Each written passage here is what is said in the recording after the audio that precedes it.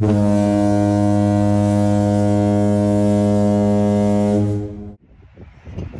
guys, it's me, Wanda, the solo traveler. Look, I know it's been a while, okay? Your girl had other things to do. I do more than just travel, believe it or not. Now, I would prefer to travel all the time, at least 300 days of the year, but that's just not my reality. But today I am coming to you for a public service announcement concerning this, the passport.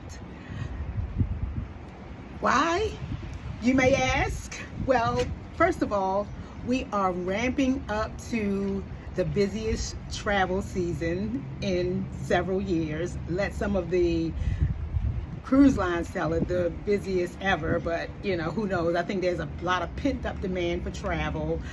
So this is becoming increasingly important. But I want to make sure that everybody kind of understands the do's and don'ts when it comes to your coveted passport. So first I want to start off by, just kind of telling you what made me talk about this issue.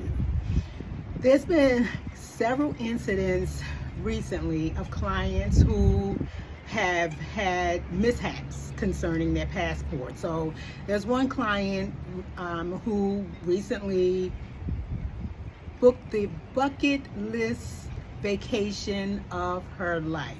Spent lots of money for she and her family to attend this vacation.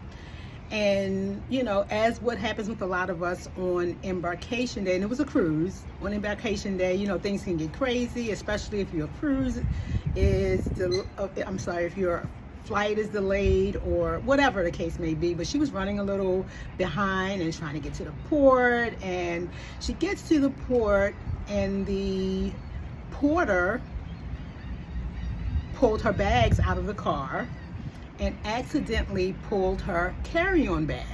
And yep, you guessed it, what was in her carry-on bag? The passport. So when it came time for her, she didn't realize that they had pulled the carry-on bag, because again, she had a lot of things going on.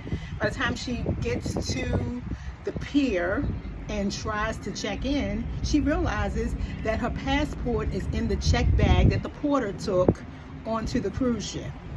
Now, this cruise line did not allow her to cruise, so she lost all of this money, time, energy, probably PTO days, all because she did not have her passport with her. And I know that there are some cruise lines that do make concessions for that, but it just kind of all depends on the line, because if you got to think about it, there are thousands of pieces of luggage, and if you're already running late, what are the chances that the cruise line is going to say, okay, we're going to go through all the pieces of luggage. Yes, we believe that you have your passport. We'll let you kind of sit in limbo until we find it. But that's not what this cruise line did, and she lost out from this trip. Then there was another client who had a very similar situation, except that her passport was in her checked luggage for the airline, but the airline lost her luggage. And by the time she needed to board the cruise, she did not have her checked luggage with her passport, and she could not board. So I'm telling you this to say, keep this document with you, especially before embarkation. I don't care if you got 10 bags.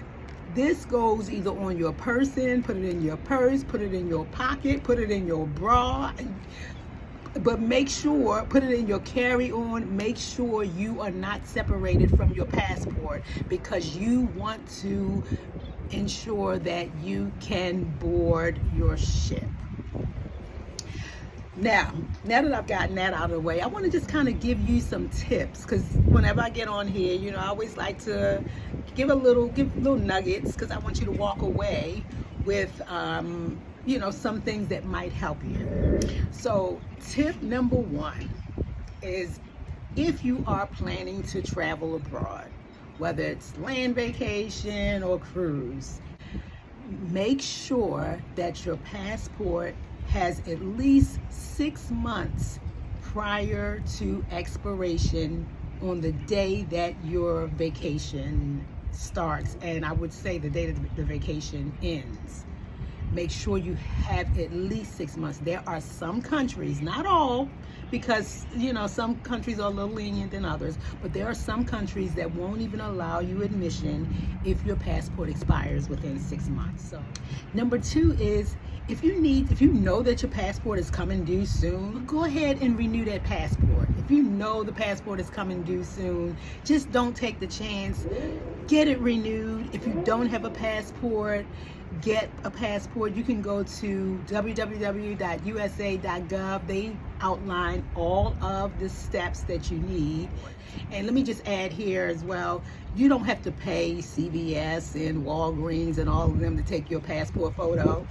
You can upload an app on your phone and take your own photo. I know it's only a few dollars, but hey, that's a few dollars you can spend on your vacation.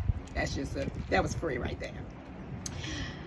So number three, be careful. And I know a lot of people do this and they like to do this. Be careful about those stamps, those novelty souvenir stamps that I know some people love to get on their passport because they want to say, yes, I've been to, all these different islands in the Caribbean, and just for fun, because I'm cruising, you're not getting stamped, but just for fun, I want to go and get my passport stamped.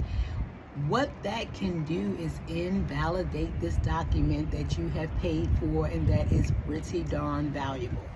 If you notice, if you open your passport and go to page 5, and page 5 through 7, there's a bunch of, you know how they always say you read the fine print? There's a bunch of information on do's and don'ts and what you can and cannot do. This is a U.S. government document.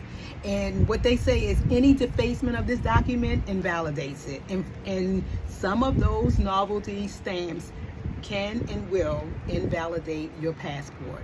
So to prevent that from happening, you don't need that. Just keep your passport stamped at places where it has to absolutely be stamped. If you're traveling, flying into, I don't know, someplace in Europe, yeah, that's one thing. Another thing to keep in mind is that some countries, when you go in, they want to put their stamp on a blank sheet. So you want to make sure you have enough blank sheets before you go anywhere. If you're planning on, say, going to multi-country, you got a multi-country vacation that is planned, because there are some countries they won't put their stamp on somebody else's page. They want their own page. I ain't mad at them. Now the fourth and most important step is, to all of my folks out there that do not have a passport, what the heck are you waiting for? Get a passport. I can't tell you how many people I meet that say, oh yeah, I want to travel the world, or I want to go to this place, that place, I got all these places on my bucket list, travel. And I said, well, when does your passport expire? Or do you have a passport? Well, I don't have one. I never had one because I don't really have anything planned, and I don't know that I ever will. Well, the first step is to get a passport. I can tell you personally that I've had instances where a person has completely paid for a vacation, and for whatever reason they didn't get insurance. That's a whole nother video. But so they couldn't get a refund. But they didn't want the vacation to go to waste. So they, call a friend like me.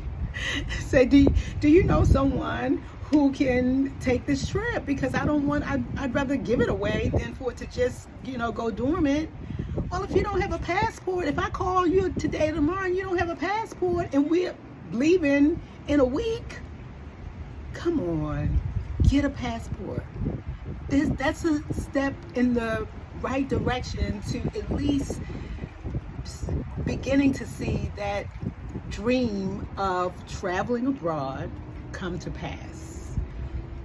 Keep in mind the length of time that it might take, because it can take anywhere from a couple of weeks. I've known people that got their passports within a couple of weeks from application to several months. So you want to definitely, if you've got a trip plan, you want to definitely make sure that you are allotting yourself enough time, and that you're not checking the mail every day because your cruise is coming up or your vacation is coming up in 3 weeks, and you've been waiting for the last 10 weeks and it still hasn't come in the mail. So give yourself plenty of time for whatever delays there may be when it comes to the passport.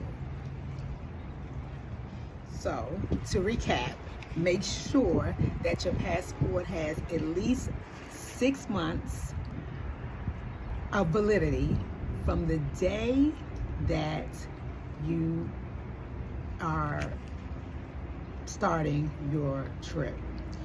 And I kind of say that slowly, because I would say make sure that there's 6 months from the day that your trip ends.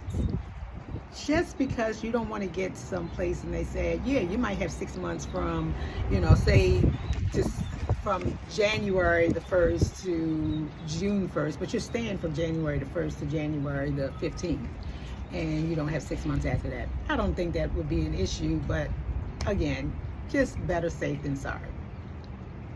Tip number 2, like I said, go ahead, and if it needs to be renewed, do it now. Give yourself plenty of time so that you're not concerned that the passport won't get there in time. Number 3, nix the novelty and souvenir stamps. They're cute, but cute doesn't go on a U.S. document.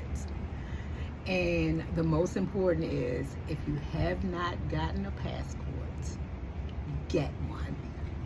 Not tomorrow, not next week, not next month. Do it today. USA.gov. That's it for me, guys. Again, I'm Wanda, the solo traveler, and I hope you have a wonderful day. Happy cruising! Toodles!